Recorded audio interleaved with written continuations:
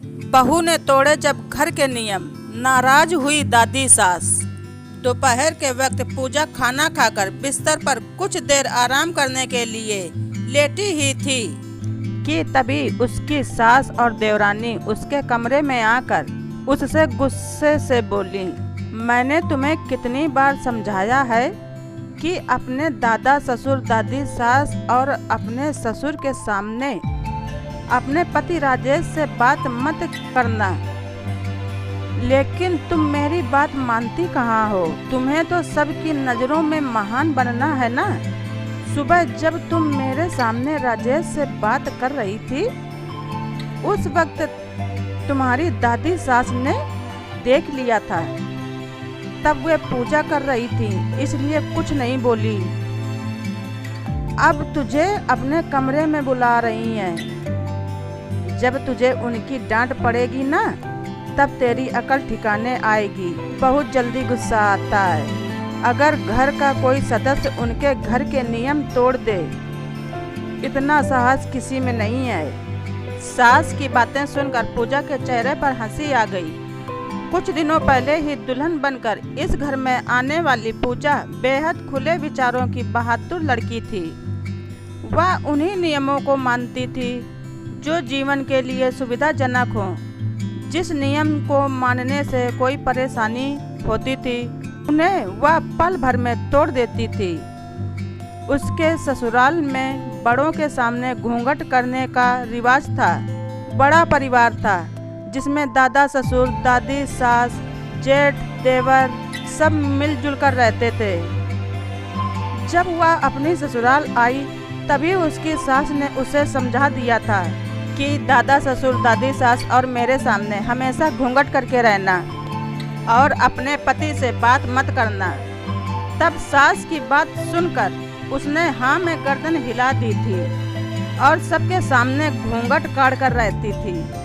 एक दिन जब राजेश अपनी माँ के कमरे में बैठा माँ से बातें कर रहा था तब वह घूंघट हटाकर राजेश से बोली, काफ़ी देर से बात करने के कारण खाना खाने के लिए देर हो गई, अब खाना खा लो।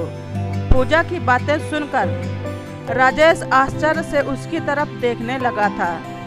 तब उसे नज़रअंदाज करके वह रसोई में जाकर उसके लिए खाना लगाने लगती है। खाना खाते हुए राजेश पूजा से बोला, तुम्हें क्या ज़रूरत थी घूंघट हटाकर मम्मी के सामने मुझसे बात करने की। जब दादी सास को तुम्हारे बारे में पता चलेगा तो वह बहुत गुस्सा होंगी। यह सुनकर पूजा बोली, जिस नियम से मुझे परेशानी होगी मैं उसे बिल्कुल भी नहीं मानूंगी। चाहे कोई गुस्सा हो या खुश, मैं किसी से नहीं डरती। उसकी बात सुनकर राजेश चुप हो गया। यह सोचते हुए जब वह दादी सास के कमरे में गई तो दादी ने कहा, तेरी सास ने तो आज तक अपना घूंघट हटाकर कभी भी मेरे सामने अपने पति से बात नहीं की। बहू, तेरी हिम्मत कैसे हुई इस घर के नियम तोड़ने की।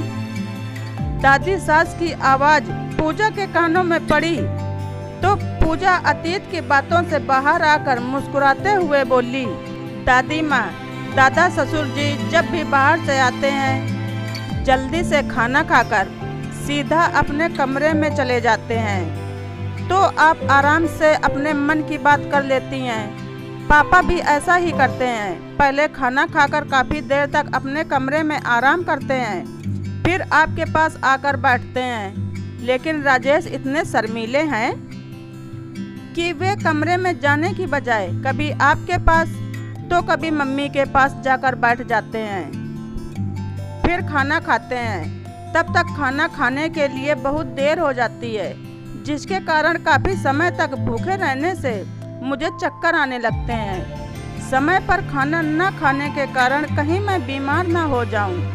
इससे बचने के लिए मैंने अपना घूंघट खोल दिया। अब आप ही बताओ इसमें गलत क्या है।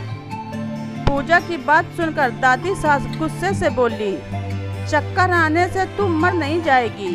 तेरी उम्र में हम भी ऐसे ही देर से खाना खाते थे, तब हमारी हिम्मत नहीं होती थी सास के सामने घूंघट हटाने की।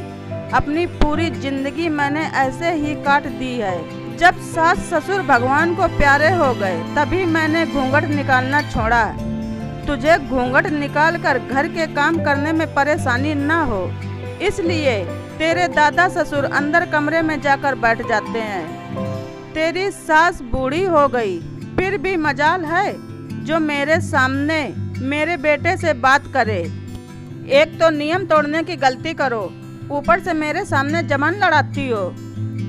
तो पूजा बोली, जब मम्मी पापा के बिना कहे समय से अपने कमरे में खाना खा लेते हैं तो मम्मी को जरूरत क्या है आपके सामने बोलने की।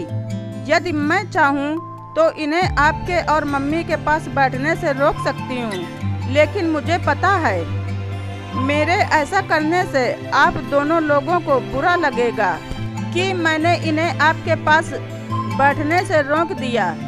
यही सोचकर कि आप लोगों को बुरा न लगे, इसलिए मैंने घूंघट करने का नियम तोड़ने का फैसला किया ताकि आप भी खुश रहें और मैं भी खुश रहूं। मुझे गर्व है अपने फैसले पर। पूजा ने निडर होकर कहा। तो संजोग से उसी वक्त उसके दादा ससुर जी भी वहां पर आ गए थे। उन्होंने पूजा की बात सुन ली थी। पूजा की बातें सुनकर वे खुशी से बोले, बहू मैं तेरी हिम्मत और सोच का सम्मान करता हूँ जो तूने अपने साथ साथ अपनी दादी सास और अपनी सास की खुशी के बारे में सोचा। ऐसा नियम तोड़कर तूने मेरा सिर ऊंचा कर दिया। आज के बाद तुझे किसी के सामने घूंघट करने की कोई जरूरत नहीं है। फिर वे दादी सास की तरफ देखकर मुस्कुराते हुए बोले, बड़े खुश नसीब हैं हम जो हमें इतनी समझदार बहू मिली। नहीं तो आजकल की बहू सिर्फ अपने बारे में सोचती हैं। अपना गुस्सा छोड़ दो और प्यार से इसे गले लगाओ। पति की बात सुनकर दादी सास का गुस्सा दूर हो गया और पूजा को गले लगा लिया। ये कहानी आप सबको कैसी लगी कमेंट में ज़रूर बताएं। कहानी पसंद आए तो ज़्यादा से ज़्यादा शेयर करें। धन्यवाद। ऋचा वाइस।